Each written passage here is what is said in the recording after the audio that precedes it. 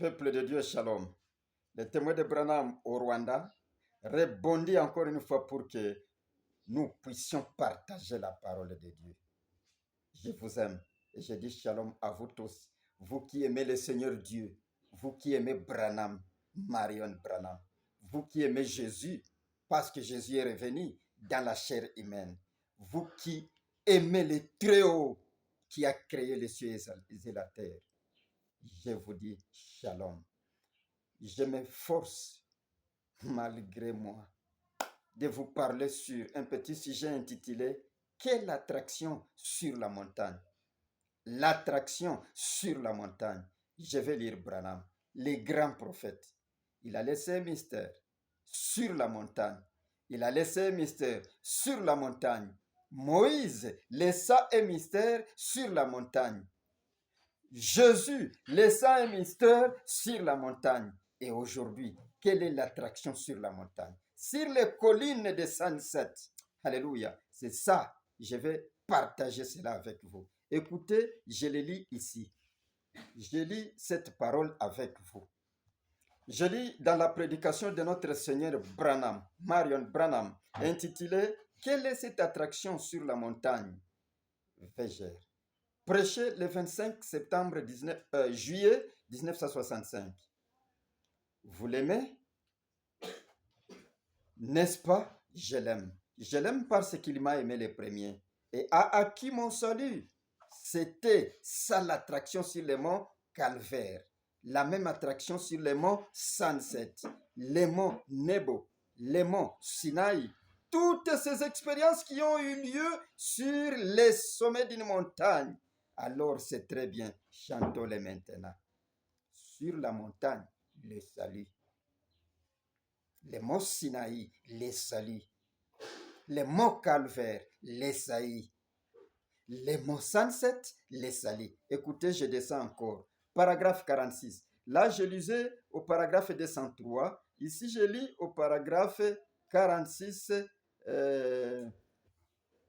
Paragraphe 46. Je continue avec le paragraphe 46. L'attraction sur la montagne. Dieu, à ce moment-là, qu'est-ce qu'il était en train de faire? Quelle est cette attraction? Là-haut sur la colline, Dieu. C'était Dieu qui était en train de faire l'histoire. Et Dieu qui est en train d'accomplir la prophétie. C'est cela. Créer toujours une attraction. Cela a créé toujours une attraction.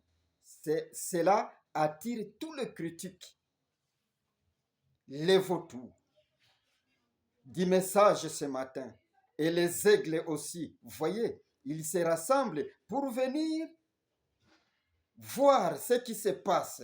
Certains viennent par curiosité, certains viennent pour trouver des fautes, d'autres viennent pour critiquer. Des gens de toutes sortes se rassemblent, comme nous le disons ce matin, des croyants, des soi-disant croyants, des incroyants. Qu'est-ce qu'il y a sur la montagne?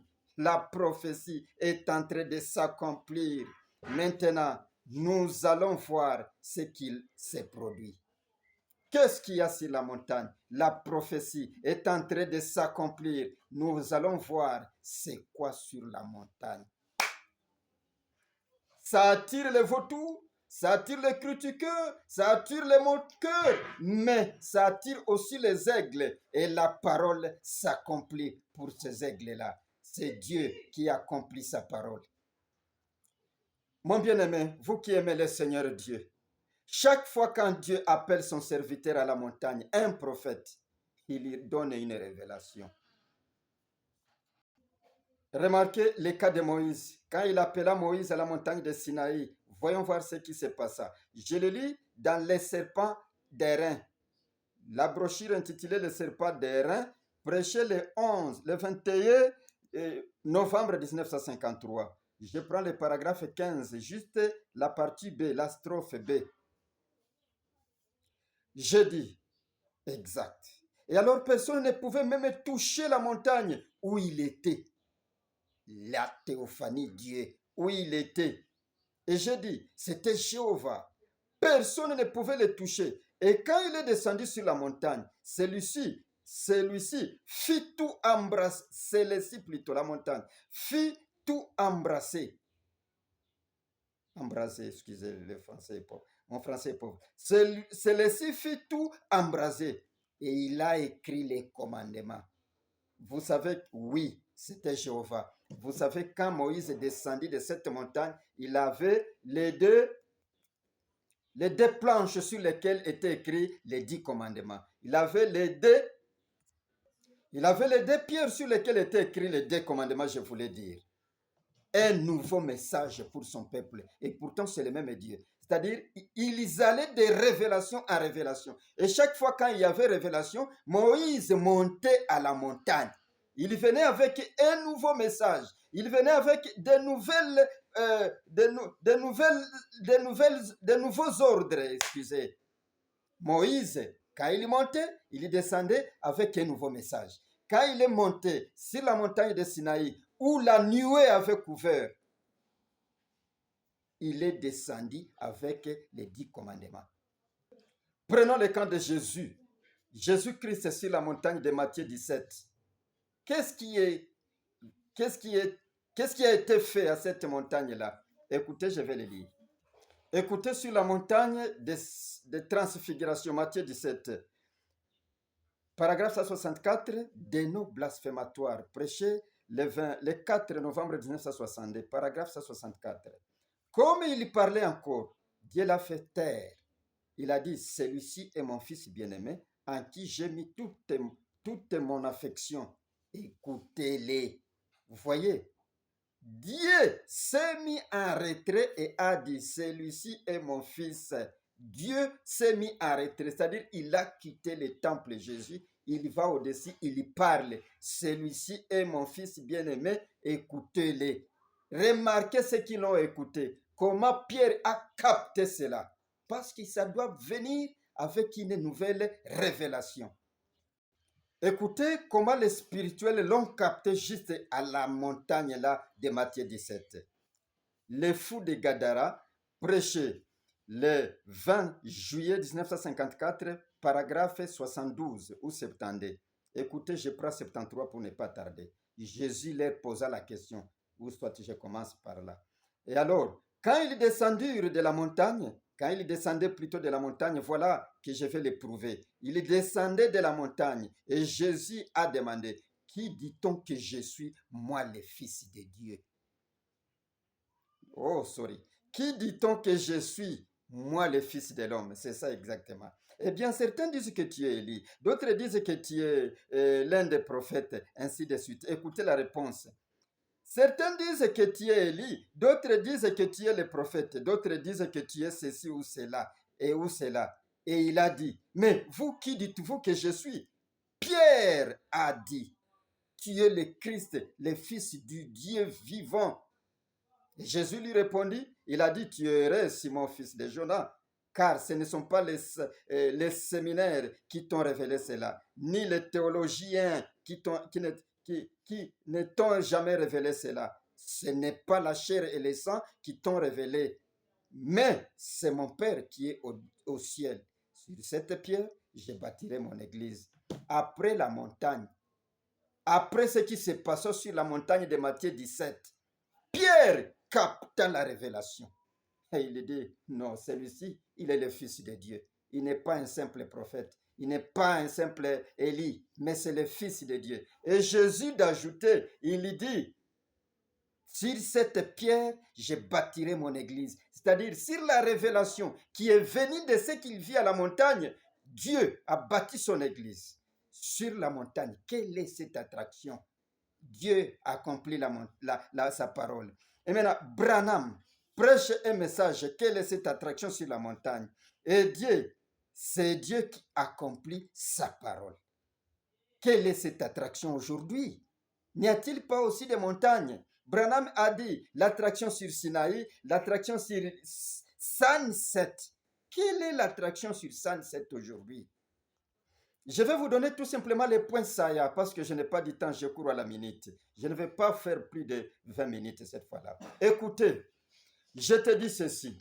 Le premier croisement avec l'ange du Seigneur, Branham, les premiers croisements avec Branham, Marion Branham, c'était en 1946, c'est sur la montagne. Là, il y a des références. Si vous voulez, vous allez me poser des questions. Le premier croisement avec l'ange du Seigneur, c'est sur la montagne. C'est dans les bois, à la montagne. Il allait prier. En 1963, quand il reçut l'épée du roi dans sa main pour lui dire que c'est l'épée du roi, en 1963, c'était à la montagne. Vous pouvez le lire dans Quelle est cette attraction sur la montagne, paragraphe 131, 133. Et ça, c'est Branham. J'ai parlé de Moïse, j'ai parlé de Jésus. Maintenant, l'actuel, dans la révélation de l'Apocalypse, c'est que Dieu accomplit sur la montagne. Écoutez, en 1963 encore, la nuée de gloire à la montagne Sunset, ou Flagastane, si vous voulez. Les messages de l'ouverture de cette show, c'est là qu'est venu, on lui dit, Branham, descends maintenant, c'est maintenant le moment de révéler les sept sceaux. Qui lui a dit? L'ange qui bombait sa poitrine, Jésus. Il descend pour la révélation de révéler les sept sceaux. C'est à la montagne. Et là, vous pouvez le lire dans C'est le lever du soleil, paragraphes 9 et 10. Écoutez, le mariage et divorce, encore en 1965, ou soit avant de prendre cela, je prends toujours en 1964, à la montagne Branham Peak. Qu'est-ce qui vient de cela? Les noms éternels, les signes éternels, Branham et Marion Branham. En 1965, toujours à la montagne Sunset, lorsque les anges descendent sous forme de l'entonnoir, qu'est-ce qui vient là? Quel message qui vient là? Les mariages et divorces. C'est-à-dire, vous trouverez que tous les messages que vous avez eus, toutes les révélations sont venues de la montagne. La révélation de cet honneur venue de la montagne. Et alors, quelle attraction sur la montagne aujourd'hui? Écoutez. Quelle attraction sur la montagne? Vous trouverez que même le Seigneur Branham vous dit, mon secours venait de la montagne. Et ça, peut-être, ça va vous intriguer, puisque vous autres, vous n'avez pas compris la divinité au temps de la fête. C'est quoi? Quand on vous parle de Dieu dans la chair humaine, vous pensez que Dieu, l'homme est devenu Dieu tout simplement. Il y a un processus. Dieu descend, l'homme est né. Et des événements simultanés pour que l'homme et Dieu puissent se rencontrer sur la terre. Deux omnipotents se sont rencontrés sur la terre. Et quand deux omnipotents s'unissent, Dieu et l'homme est un là-bas, Dieu et l'homme sont un ici. Et là, ça produit Dieu dans la chair humaine. La divinité est installée corporellement. La divinité corporellement dans l'homme. Ça, c'est ça le message de ce jour. Et là, c'est là qu'on parle de Dieu personnifié. Ça, c'est les Français, c'est pas les Swahili, ni les Lingala, ni les Kinyarwanda, ni les quoi. Non, c'est les Français. Le terme, c'est personnifié. Quand on dit que Dieu s'est personnifié, c'est-à-dire Dieu a pris la chair. Il faut que la chair naisse, monsieur. Alors, le secours de Branham vient de la montagne. Ça, je vais lire. C'était lorsque Rebecca souffrait de la diarrhée prophèse. Branham a prié, ça n'a pas tenu. Branham a invoqué, ça n'a pas tenu. Branham a crié à Dieu, ça n'a pas tenu. C'était le tour de Rebecca. Écoutez, paragraphe 116, l'amour divin. Nous devons comprendre les messages. Nous devons connaître comment Dieu est venu dans la chair humaine. Je ferai une dépêche sur cela. Le deuxième jour, c'était au tour de Rebecca d'être très malade. C'était un genre de virus. Elle vomissait. La petite a vomi toute la nuit. Le lendemain, Meda a dit, il lui faut des Pepto-Bismol. Nous lui en avons donné quelques cuillerées. La petite a vomi, c'est là sur les champs. Ça, c'est Rebecca qui souffre. Comment il va guérir? Elle va guérir plutôt. Rebecca elle a dit, paragraphe 118, oh papa, j'ai l'impression d'être en train de mourir. Alors, nous lui avons donné des Pepto-Bismol de nouveau. Ce matin-là, nous avons prié en ces termes, Seigneur, sois miséricordieux. 119. Oh là là, ça ne lui a fait ça ne lui a fait aucun bien. Alors nous sommes arrivés là-haut et je l'ai fait sortir. J'ai dit, chérie, viens prendre de l'air frais. Et il faisait froid. Il avait vomi sa petite veste. Il avait vomi. Il avait mis sa petite veste. Il y avait des neiges au sol. Je lui ai donc sorti et elle essayait de... Elle a dit oui, papa. Elle s'est mise à faire de l'eau coulait de sa petite bouche. J'ai regardé, ses petits yeux étaient enfoncés et sa petite bouche salivait beaucoup. Alléluia. Je me suis avancé. J'ai levé les yeux vers la montagne. J'ai dit, je lève mes yeux vers les montagnes, d'où me vient le secours. Le secours me vient de l'Éternel. Alléluia. Branham, lui, savait qu'au temps de la fin, le secours des humains viendra de la montagne. Cela produira un événement, se déclenchera un événement qui nous donnera la vie éternelle. Mes secours viennent mon secours vient des montagnes. D'où viennent mes secours? Les secours me viennent de l'Éternel. Tout à coup, quelque chose a commencé à s'émouvoir au fond de moi. Oh, j'aimerais avoir ça en permanence. Je suis allé à côté de la voiture, j'ai ouvert la portière, j'ai dit chérie, regarde ici vers papa. Oh là là, cela a réglé la question du vomissement pour toujours. 5 minutes plus tard, elle courait partout et jouait avec Sarah. Les secours de Branham vers les montagnes. Et vous, votre secours vient d'où aujourd'hui? Si vous avez compris le message, si vous avez été appelé pour connaître et pour porter le nom de l'Éternel, le secours, votre secours vous vient d'où?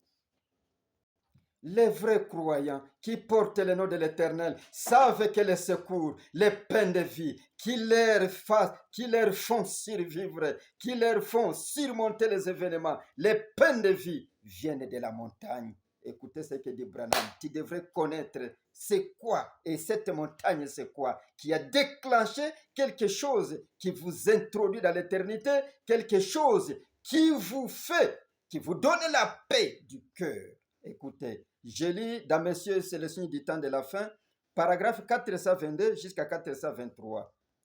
Écoutez la prière de Branham lorsqu'il prêche Messieurs, c'est le signe du temps de la fin, c'est à 1962, si je ne me trompe pas. Écoutez ce qu'il dit, 422. J'ai pris pour les petits troupeaux que le Saint-Esprit m'a chargé de surveiller et de nourrir. J'ai fait tout ce que j'ai pu, Seigneur, pour les nourrir du pain de vie. Comme l'indiquait cette vision, il y a de nombreuses années, qui me montrait ces grands rideaux dans l'ouest et une montagne de pain de vie. Les petits livres intitulés Je n'ai pas désobéi à la vision céleste.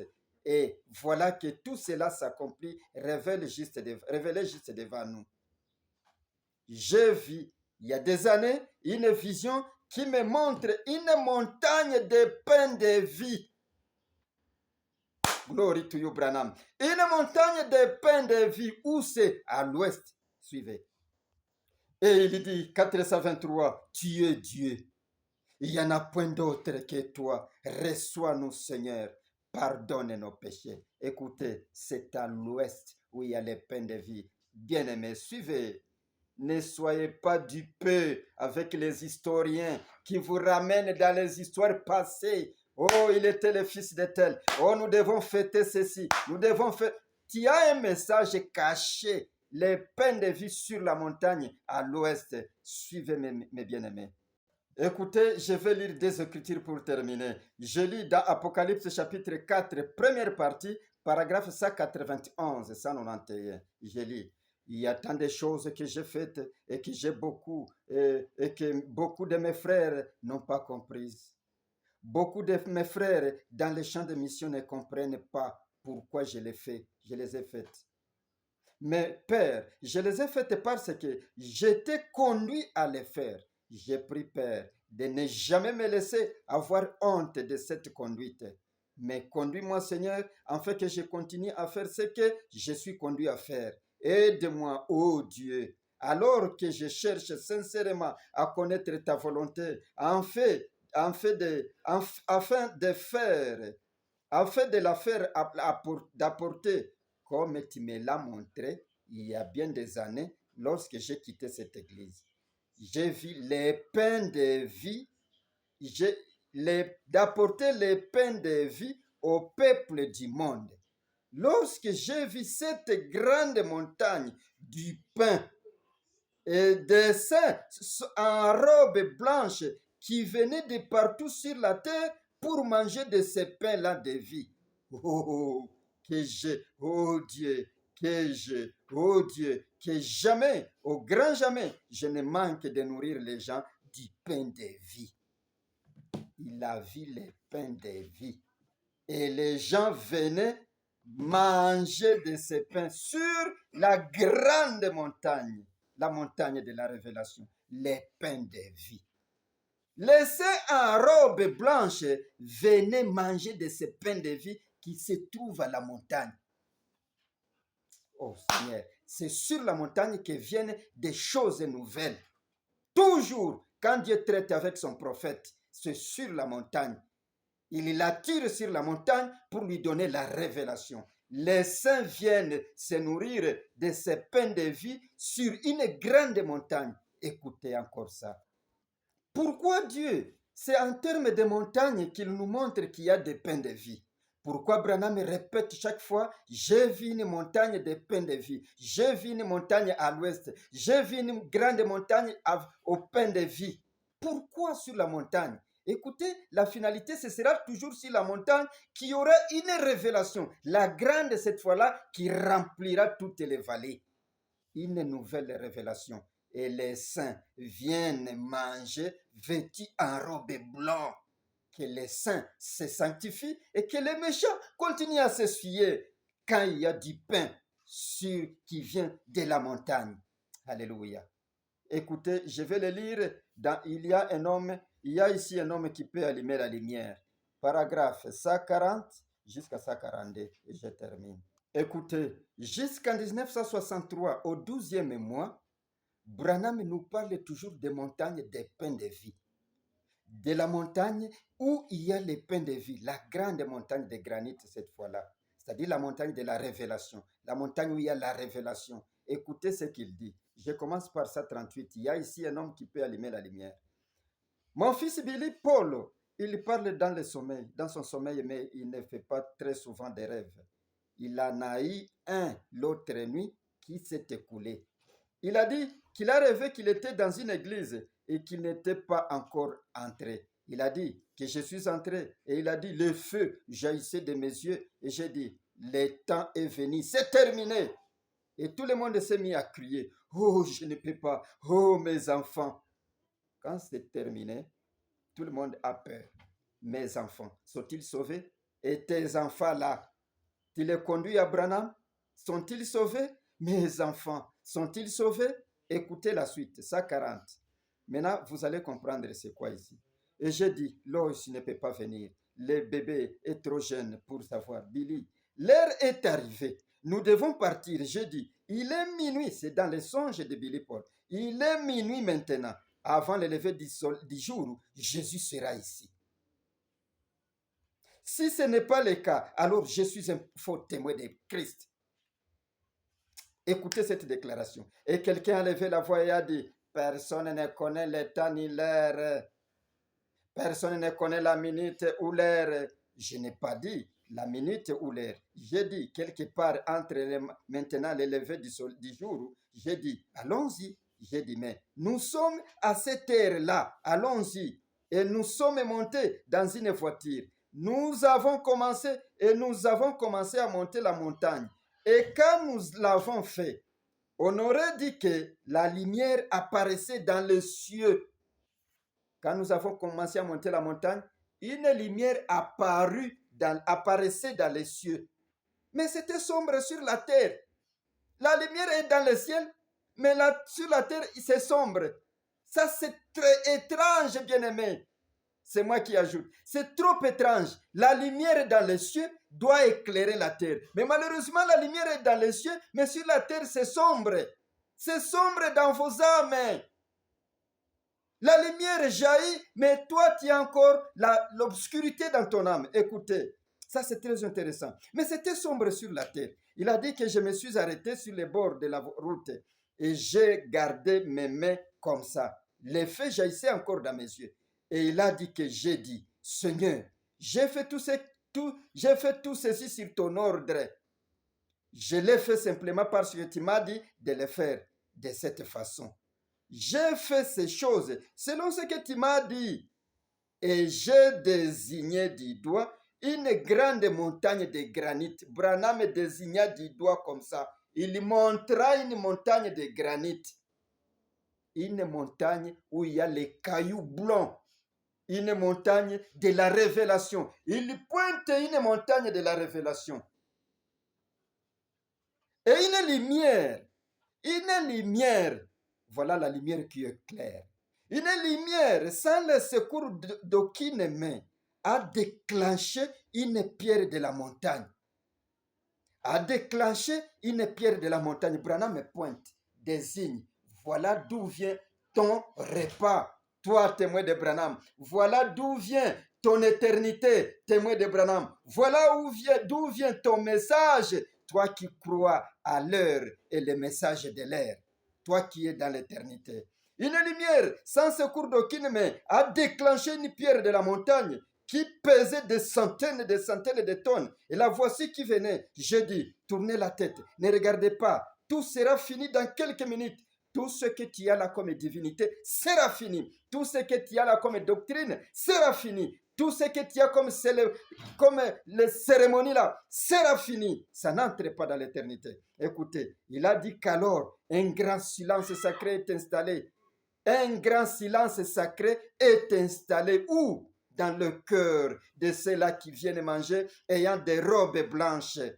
Un grand silence s'est installé alors que cette pierre approchait de l'endroit. Il est peut-être plus tard que nous ne le pensons pas. Est-ce que vous avez suivi? Un grand silence s'installe quand il y a une pierre de centaines de tonnes qui se détache de la montagne à l'aide de la lumière, sans aucune aide, sans aide d'aucune main. Mais la lumière laisse échapper la pierre. La montagne que Branham avait pointée du doigt.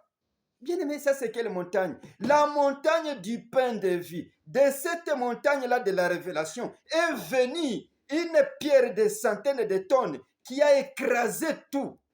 Un autre message. Chaque fois qu'on ça monte sur la montagne, c'est pour amener un message. Chaque fois qu'on va à la montagne, c'est pour un nouveau message. Écoutez maintenant, cette pierre-là qui s'est détachée d'une montagne sans le secours d'aucune main, c'est ça la pierre que vit Daniel. Mais tu devrais être intéressant. Ça devrait être intéressant pour toi. Tu devrais avoir de la paix dans ton cœur parce que tu as quitté les événements païens. Tu es entré dans l'éternité, là où tout est calme, là où il n'y a pas de secours d'une famille quelconque, là où on ne parlera plus, il est né de quelqu'un, il est venu. Non, là maintenant c'est un message éternel qui n'a ni commencement ni fin, sans secours d'aucune main. C'est ça le message. Écoutez ça, Karandé, pour terminer le plus tôt possible. Il est peut-être plus tard que nous le pensons. Là, voyez, c'est entièrement scripturaire. C'est scripturaire que ça viendra un message qui n'est pas venu d'une famille quelconque, que Dieu lance lui-même par révélation d'un prophète. Par un prophète, Dieu nous amènera un message. Et ce message-là n'aura ni commencement ni fin. Ce sera un message qui pèse lourd pour les saints. Un message qui parle beaucoup pour les saints, mais qui leur donnera la paix dans leur cœur. Le message d'éternité, où il n'y a pas de cérémonie, bien-aimée. Ainsi, et voyez la pierre sans le secours d'aucune main, détachée de la montagne. Et ainsi, un de ces jours, ce sera comme ça. Un de ces jours, ce sera comme ça. Quand vous allez pousser des cris pour avoir quelque chose. Quand vous allez pousser des cris pour avoir le nom éternel. Dieu lui-même qui se présente maintenant. Dieu lui-même qui vous dit, je ne suis pas né. Dieu lui-même qui vient de la lumière, Dieu lui-même qui vient de sa colonne de feu. Je ne suis pas né. C'est moi le message éternel. C'est moi l'évangile éternel. Oh Seigneur, qu'est-ce que vous comprenez à partir de là, bien-aimés? Vous voyez, un de ces jours, vous pousserez des cris pour avoir quelque chose. Je leur ai dit, vous avez déjà eu cette possibilité. Dieu a constamment averti à maintes reprises. Oui, j'ai dit, même si c'est mon enfant. Écoutez, un de ces jours, vous aurez un message éternel, venant de la lumière. Un message venant de la lumière, cette lumière venant d'une montagne de granit. Cette montagne de granit libérera un jour une lumière. Et de cette lumière-là viendra un roi, viendra un message éternel. L'Apocalypse 14:6. N'est-il pas dit que notre ange vola avec un message éternel? Quand il libère ce message éternel, là, il n'y a plus de cérémonie. Là, c'est l'éternité. Voilà ce qui vient de la montagne. La montagne de granit a libéré un message. Et ce message-là, c'est la pierre que vit Daniel. La pierre là qui a brisé tout autre royaume à partir du pied. Ce que vous appelez vos divinités là. Oh, la divinité de Jésus, la divinité de William Marion Branham, tout sera écrasé. Et ne restera que le message en provenance de la théophanie, le message en provenance de la révélation qu'avait Branham. C'est ce message-là qui est éternel. C'est ce message-là qui est annoncé aux saints. C'est ce message-là dont les saints viennent se nourrir sans crainte, sans peur, puisque dans leur cœur, il y a la paix du cœur. Cette montagne de granit a déjà libéré un message, bien-aimé. Où étiez-vous? Où étiez-vous? Étiez-vous dans ce message d'avant? Or, le message d'avant n'entre pas dans l'éternité. Ces montagnes-là, toutes les montagnes que vous avez connues, n'entrent pas dans l'éternité. C'est ces montagnes-là qui déclenchent un autre message. Et ce message a une signature. Il y a un message prêché sous une signature, le signe éternel, Branham Marion Branham. Shalom. Voilà le nom de l'Éternel. Voilà un nom éternel, selon Ésaïe 56:5, selon Ésaïe 62:2, qui sera déterminé par la bouche de l'Éternel. De cette révélation du prophète viendra un message éternel. C'est ce message que nous vous prêchons. Branham Marion Branham. Shalom à tous. C'était le témoin de Branham au Rwanda qui se réjouit quand il écoute Branham Marion Branham. Shalom.